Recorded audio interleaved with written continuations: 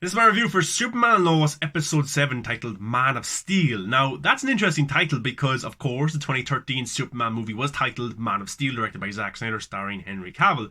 So that's an interesting title. But when you find out why they use that title for this episode, it's pretty amazing and it's pretty shocking as well. This episode was another great entry to the season. This season has been absolutely brilliant from the CW. The writing team has done an amazing job. The direction has been cinematic, I would say, as well. Some of the shots, the cinematography, stuff like that has just been absolutely off the charts for a CW show when you compare it to Flash and Arrow, how they were in later seasons. The budget very much looks very high for this show, and hopefully it continues for the rest of the season and going into season 2, which is already confirmed. But this episode, everyone has their own kind of storylines going on as well. Lois Lane is trying to figure out who exactly is the stranger. We know as audiences that it's Captain Luthor from a different Earth, Earth 2 or Earth 3, and in his Earth, Superman went evil and killed people that he loved, killed the military, just caused destruction. It looked like he caused the end of the world. So Captain Luthor came to this Earth to stop Superman before it happens again and probably get his revenge on Superman. But he gave Lois Lane a fake name. She finds out that in this episode, so she's trying to investigate him and see exactly who he is and can she actually trust them as well. And Superman Clark is helping her in this journey as well in this episode. Jonathan and Jordan, the two sons as well. Of course, Jordan is the one who has powers. Jonathan doesn't. He has a broken arm now, of course. After last week's episode, his brother gave him that by accident because he kind of lost his anger as well. But Jordan's super hearing has come in. Clark takes him to the Fortress of Solitude to talk to Jor-El to see exactly what's going on. It's a hologram AI of Jor-El, and his hearing is kicking in, so he needs to learn how to control it and just concentrate on certain sounds. So that's what he's going through in this episode, trying to control that, and he can. So he's wearing these kind of headphones to block out all the noise, and it's pretty scary that he can hear absolutely everything, but he stays at home from school, so Clark can also train him in the ways of controlling that power, which is a pretty interesting power to have as well. Then you got Jonathan, who's in school, covering for his brother again why he's not in school. He has a cast on as well for his broken wrist, and he kind of connects with Sarah in this episode as well. Sarah's a character I like. She's very sweet. Jordan has a crush on her. She kind of has a crush on him as well, but they don't want to be in a relationship right now. And later on in the episode, Jordan is able to control his super hearing by concentrating on one sound, and that, of course, is the girl that he likes, Sarah. So he concentrates on her voice, on her sound, and can hear her from, Kent Farm in school talking to Jonathan. He gets a little bit jealous because he thinks that maybe Jonathan is trying to move in on this girl that he likes, and he gets a little bit angry and punches a hole in the wall. So, I think that's an interesting thing because okay, one of them has powers and the other doesn't. And I was thinking that maybe this might lead to one of them being kind of evil in the future, being jealous of the other, or something happens where they turn on each other. And I was thinking it might be Jonathan. Jonathan might be the next Lex Luthor of this world because this world is kind of different and stuff from previous interpretations of Superman. But, Jordan loses anger a lot. He really does, and sometimes he can't control his power, so he could be an evil superhero version of Lex Luthor as well. I think that's something that's an interesting theme that I think the writing team will touch on in later seasons. I don't know if they'll go to that extent where he is absolutely evil, but maybe they will. I don't know. But I think it's something to definitely think about because Jordan loses his temper a lot. And Jonathan is very much more level-headed. He has a lot more common sense and stuff like that. Even though he's going through a tough time, he doesn't lose his anger as much as his brother. So I think that's an interesting thing as well. And then when Jonathan comes home from school, Jordan confronts him. It's like, why are you talking to her like that and stuff? And Jonathan, rightly so, gets pretty annoyed. He's like, I'm covering for your ass the whole time. I always stand up for you. People are trying to bully you, trying to hurt you. I'm always there for you. And then, of course, he's shouting at Jordan, and Jordan kind of has to cover his ears because the sound is too much because he's still kind of trying to control that power.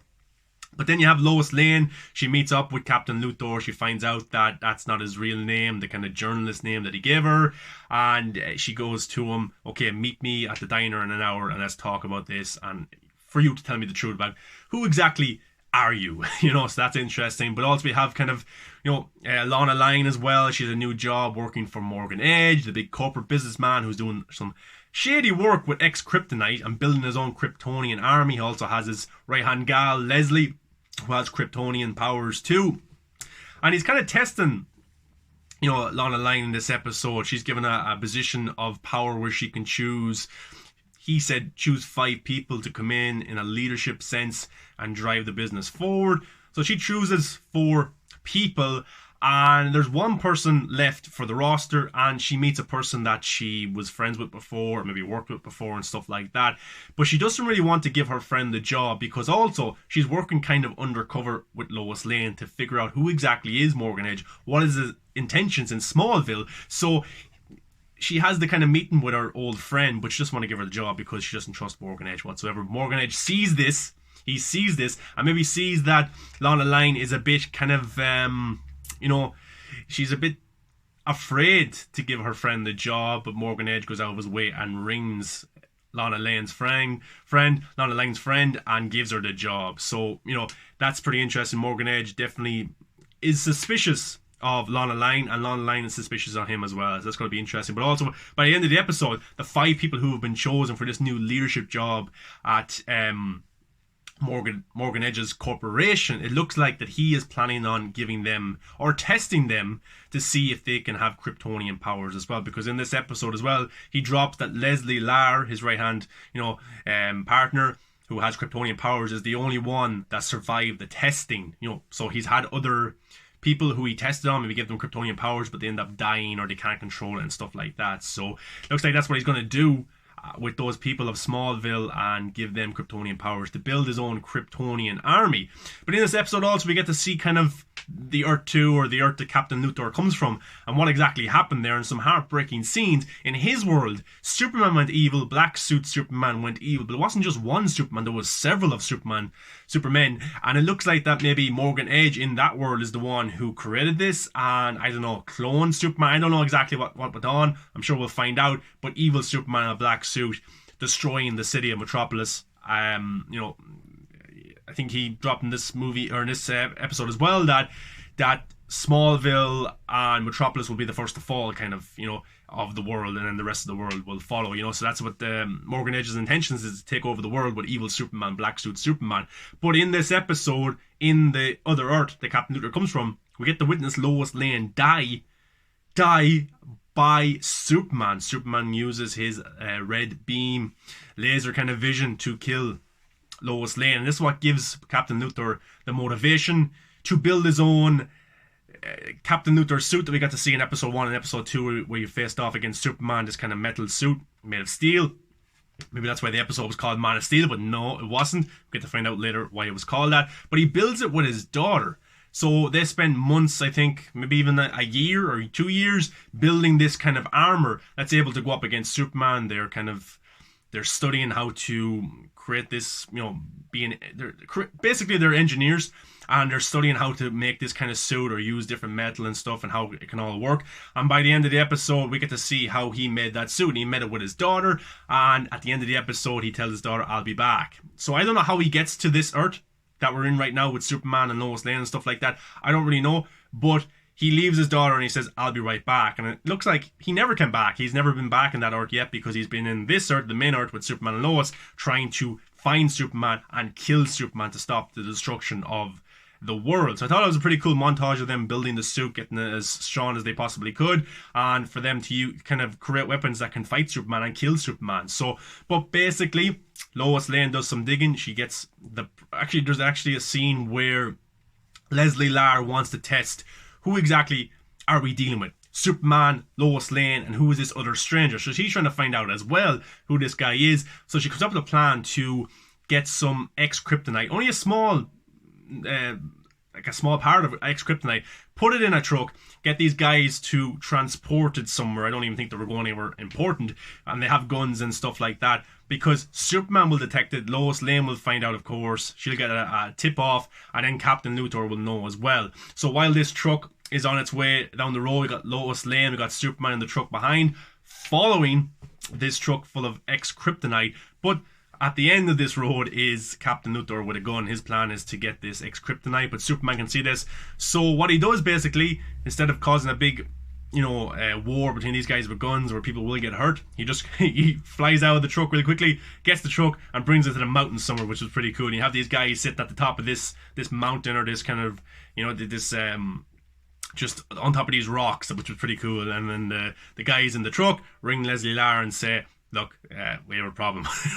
we have a problem. But then basically she's able to use her Kryptonian powers to hear exactly what's going on. So you have Captain Luthor, you got Superman, Clark Kent. Captain Luthor doesn't know that Clark Kent is Superman, and Lois Lane there as well. And they kind of have a confrontation about what exactly is going on. Captain Luthor's like, I need to talk to Superman because the world's at stake, stuff like that. But Leslie Lar's able to hear exactly what's going on and stuff like that. And Lois Lane goes, okay, I'll connect you with Superman if you give me that X-Kryptonite. So he agrees to it, the X-Kryptonite, and we get a flashback, of course, of what I talked about, Superman killing Lois Lane as well, and Captain Luthor and his daughter looking on at the news when this is happening. Just complete heartbreak. And that's where Lex Luthor, that's where Captain Luthor gets his motivation. But when Clark and Lois find out that his name is Captain Luthor, because Superman went into his truck and there's like an AI Kryptonian kind of device there as well, and the device drops Captain Luthor, he gets a little suspicious because is it Lex Luthor from a different Earth? Is it a brother, a cousin of Lex Luthor? Because Lex Luthor means bad business straight away. But then in this episode as well, Lois Lane drops the multiverse. So I was thinking, okay, they're talking about the multiverse now. Are they going to connect this with other CW shows? I hope not, because I like this just being its own unique thing. I think it's really, really good that way.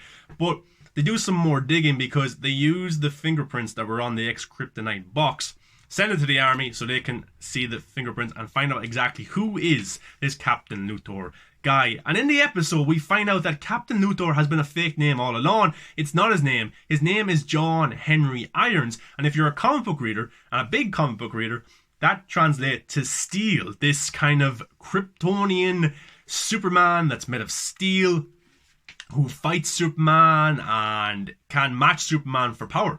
Strength, speed, all that kind of stuff. So basically, this Captain Luthor character from a different Earth is steel. And he drops it in the episode. He goes, you think you're the Man of Steel, Superman? You're not. I'm the Man of Steel. So that was pretty cool. He lowers Superman to his base because he Lois Lane trusts him now. So Superman comes and he uses this red light to weaken Superman. So Superman's down on the ground, weak. He can't fight back.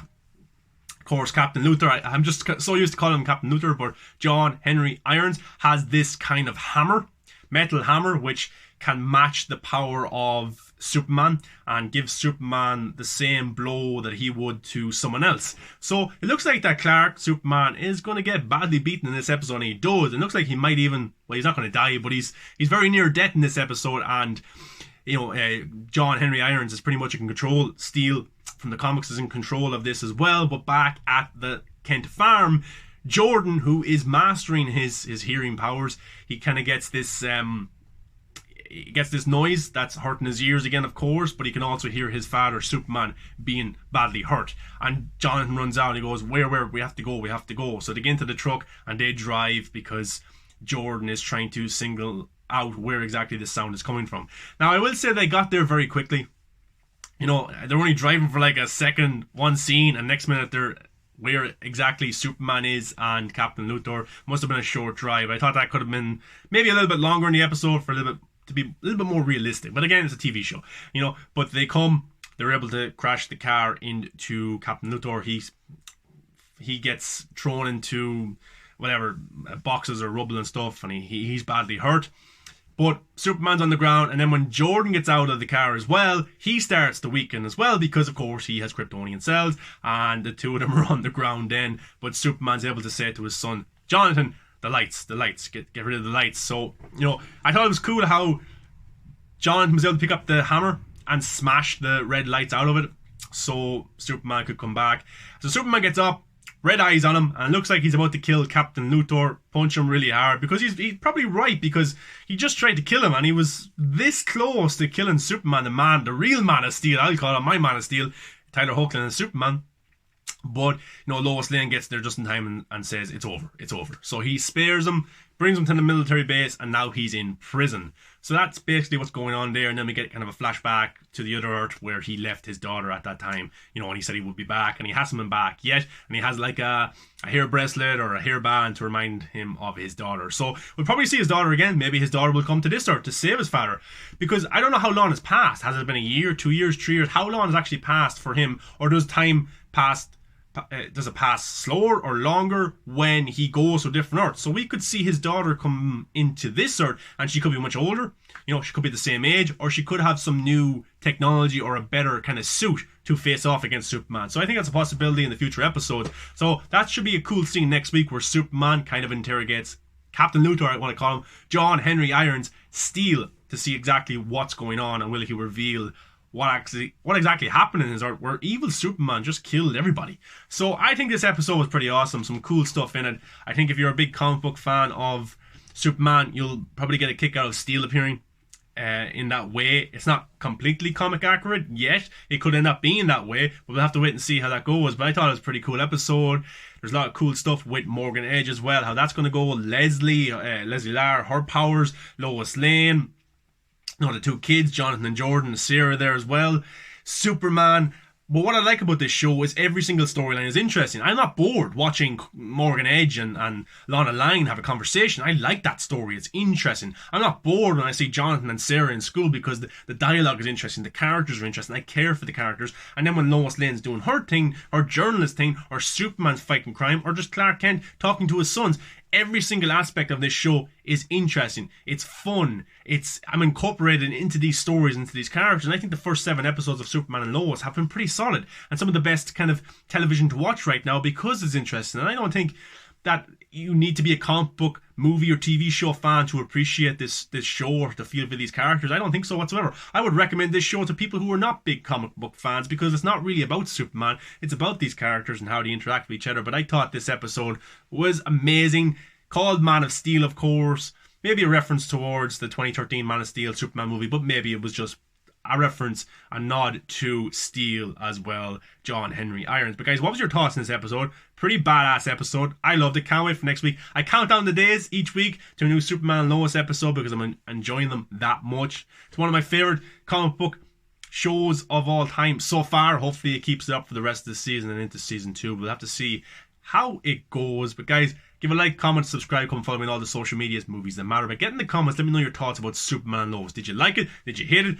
Maybe you still haven't given the show a shot. Why not watch this show? I don't think you're going to be disappointed as well. Definitely a good binge. I'd love to binge it. I probably will when the show ends, but it's pretty awesome. But guys, thanks for watching. Appreciate it. And Superman and Lois episode 7 was pretty good. Let me know your thoughts below. And I'll see you next week for episode 8. Enjoy, have fun, and Superman has found his match.